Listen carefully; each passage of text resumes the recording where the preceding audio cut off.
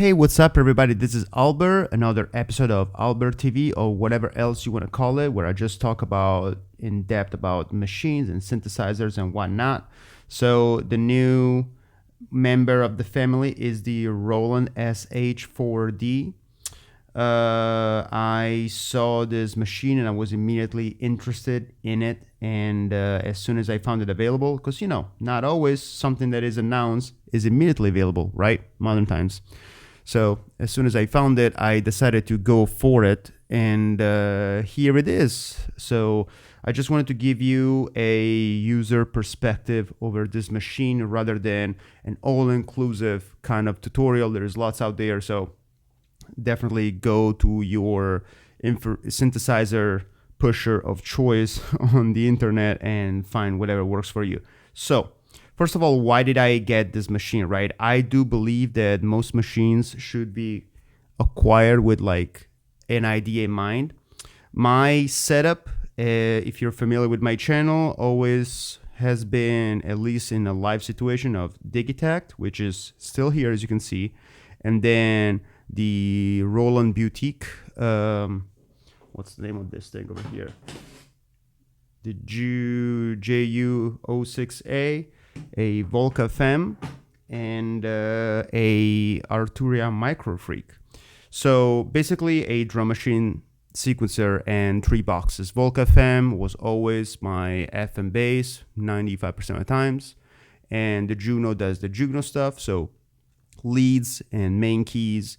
And the Micro Freak, I kind of used it more for evolving pads, the more maybe out there sounds. Okay, let's say a secondary keys kind of thing.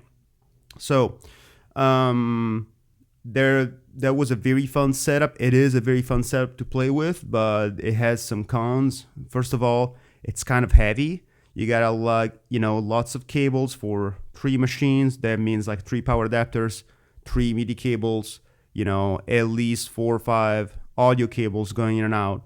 And the more things you get in there, the more cables are in there, the more noise you got. And so I got some background noise with that setup. And also, it becomes kind of difficult to have control, consistent control over your machine, because certain machines don't really do MIDI true like others and all that, so sometimes it was difficult to recreate the patches that you found the day before. Okay.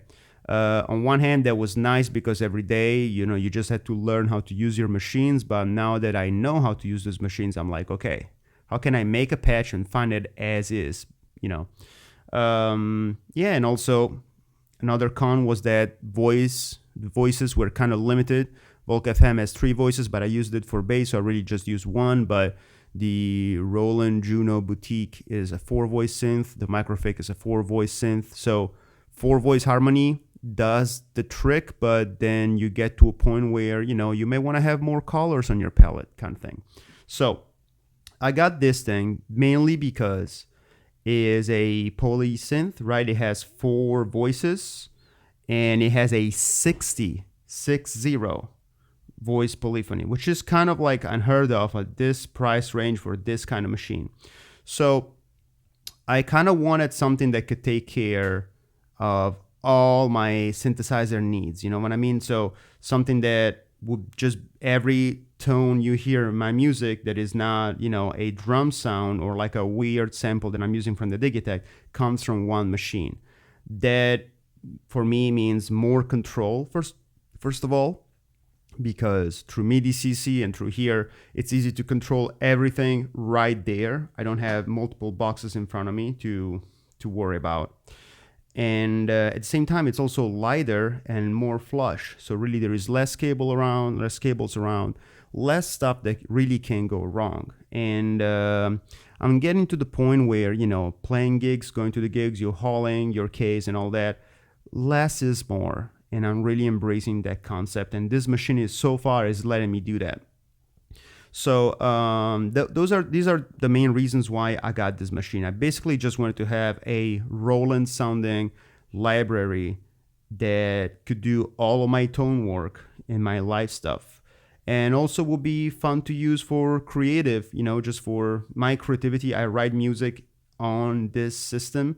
Then eventually, once it becomes something else, like a more developed idea, I bring it over to Ableton and I kind of like develop it in the arranger mode, in the arranger view right there.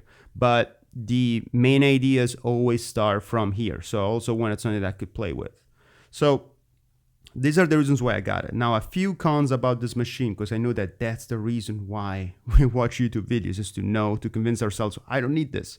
So I would say there are some features that are hit or miss. I think that Roland wanted to check lots of boxes, if you catch my drift, right, on this one. And so there are some functions that we'll probably never get to use, right? Because it's kind of cool that there is something for everybody. Now, hopefully there is enough things for you so that they can justify getting another toy. You can always find excuses for yourself, right? So anyways, I think of this as a poly synth that also happens to have a rhythm part, a pretty extensive drum part, and also a pretty extensive sequencer. I read people's opinions online, and many times I see these two machines compared, which is really like apples and oranges in my opinion. This is a sequencer, sampler, a MIDI sequencer as well, MIDI hub as well, the Digitech, right? And so primarily does just that. This is a polysynth that happens to have some of the functionalities shared with Digitech, but in my opinion, you really only need one sequencer. You know, if you play, unless you play Eurorack or something extremely complicated. I mean, if you have a sequencer that can take care of the machine you're using it on and all the other machines that you have out there, I don't really see myself personally the need for a second one. So really, I'm probably never gonna bother learning the sequencer on this machine. I feel like learning a sequencer on any machine, especially on boxes, you know, like the Roland Boutique has a sequencer in it. If you have an Electron, why would you ever spend the time to learn it? You know what I mean? So I'm probably never gonna bother with that. I'm probably never gonna bother with the rhythm section, which is pretty extensive. I may end up sampling some stuff because it has all the Roland samples, which I already have in a form or the other, but I'll browse it. But my drums are always going to come from the Digitech, okay? Let's see. So playing with these keys, honestly, it's not great. The feel of these keys is not amazing. They're not velocity sensitive, but I don't really care about that. I have my bass station over here just set as a MIDI controller. So whatever I need to play, I'll play over this. So just saying, I don't really need these very much. These are more useful if you're working on the rhythm stuff, because right, each button becomes then a drum sound, and so that can become kind of useful because you have all these sounds at your fingertips. But besides that, yeah, it's good to just have a tone ready to go, but not really for playing. So that's one thing. Let's see, there is this one thing about, you know, having 4 different voices. It's kind of tricky, you know, to use the encoders to switch between a voice and the other, meaning that sometimes if you leave a value, you know, over here and then you change voice and the filter maybe is elsewhere, right? How do you deal with that? So at first, I was kind of bashing my head against the wall, but then the more I use this synth, the more I figure out that people at Roland really spent the time to address these questions. It's like they already knew that there was going to be a problem. So I found this little thing. If you open the menu, system settings, and basically there's this little, where is it? MIDI controller. There's this knob mode over here. You can set it to direct, which basically does that. Like if I have on direct mode, if I have on bank 1, if I leave the cutoff, let's say here in the middle, if I then go to part number 2, now if I push exit, I can do it with 2 hands, exit and any knob, it will tell me the value of that knob. But so 797, but if I move it from here, it will skip immediately to where I am. Now, that's not really super friendly when you're playing live because, you know, you can, especially with the filter, but really with any parameter, that can really make the music skippy. You don't want to surprise your audience with like a sudden filter burst.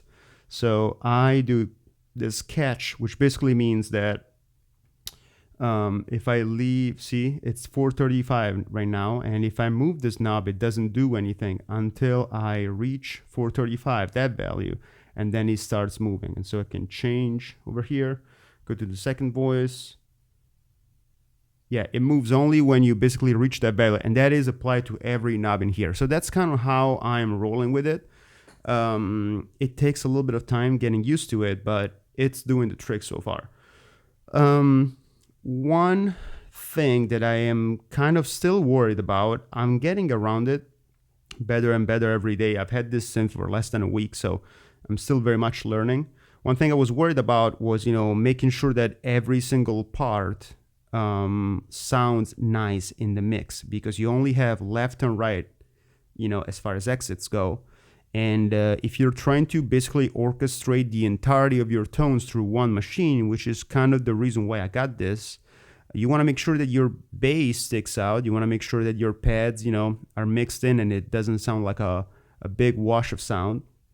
And so there's quite a few tools in here that I think that were aimed exactly for that. So for example, each tone you have, if I go to my bass, you have like an EQ, past the filter, past everything, you have an EQ, right?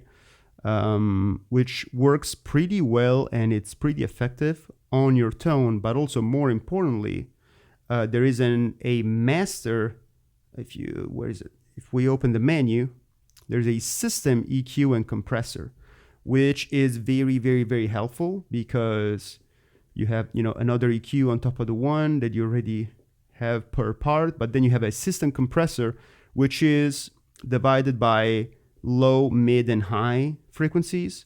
So that is really effective to deliver an already mixed, blend-in kind of sound. Okay, I'm still working to have the bass where I want it to be, and the bass already sounds good. I'm not saying it doesn't. It sounds good.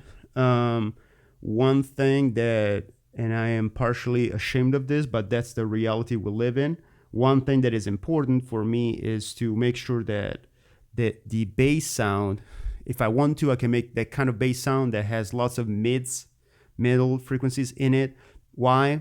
Because that is the only kind of bass sound that can really be played by a phone speaker. Why am I saying that? Because, well, lots of the music we play out today is made for that kind of consumption, and most people would just listen to it from their speakerphone.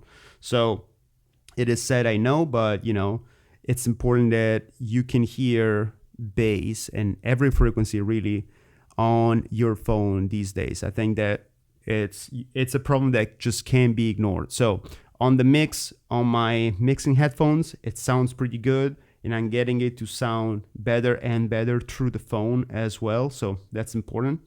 And, you know, the effects are also crazy on this one. That's another thing that really struck me. You know, Roland is not famous for really crazy out there sounds.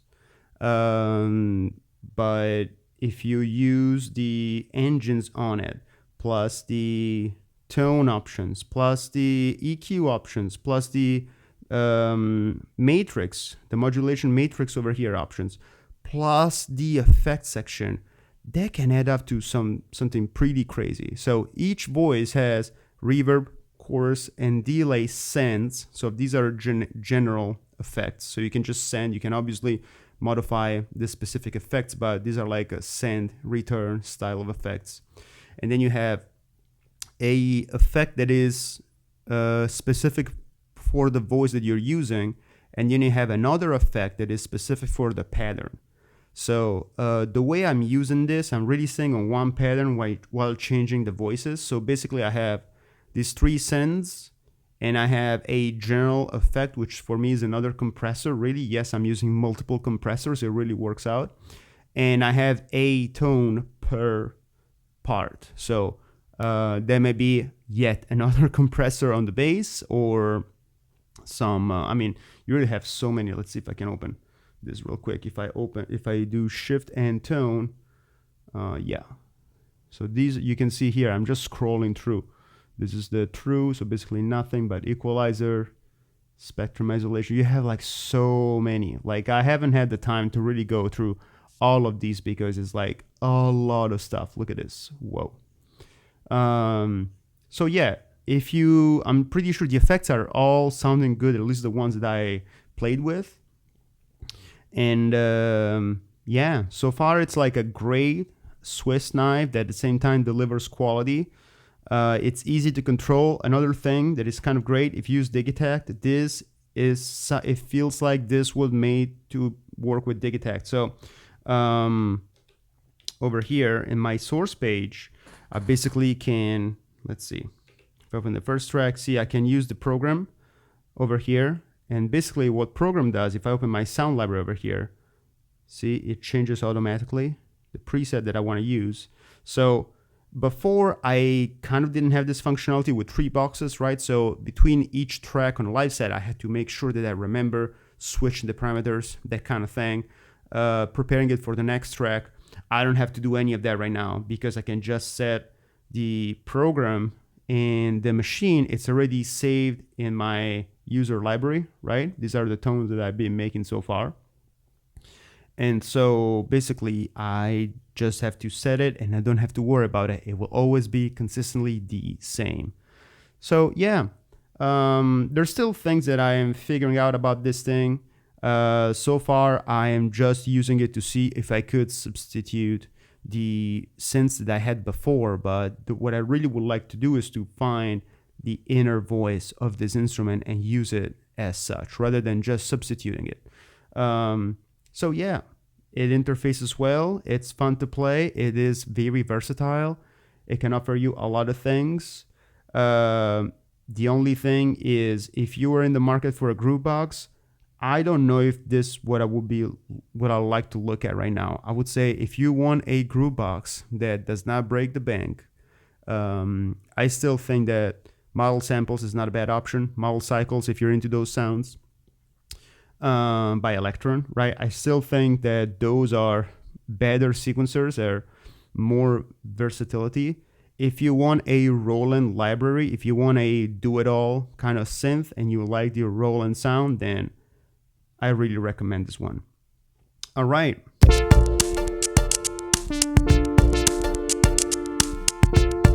It sounds pretty good. Let's see if I can add some bass to this baby. Let's open the mixer.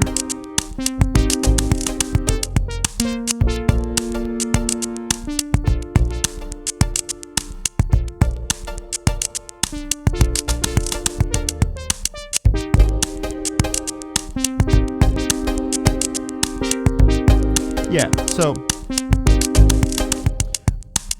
I can totally hear the bass through my headphones, but it's still not to the point where I really feel like it's sitting well in the mix. And I think it's mostly like something that I have to figure out. So stay tuned for the daily grind for me trying to figure out all these things. But so far, I'm very, very happy with this. I think that I'm going to proceed to rewrite my live set with this machine and try to take it for a test drive and see how that works in a live situation. All right, I hope you had a good time.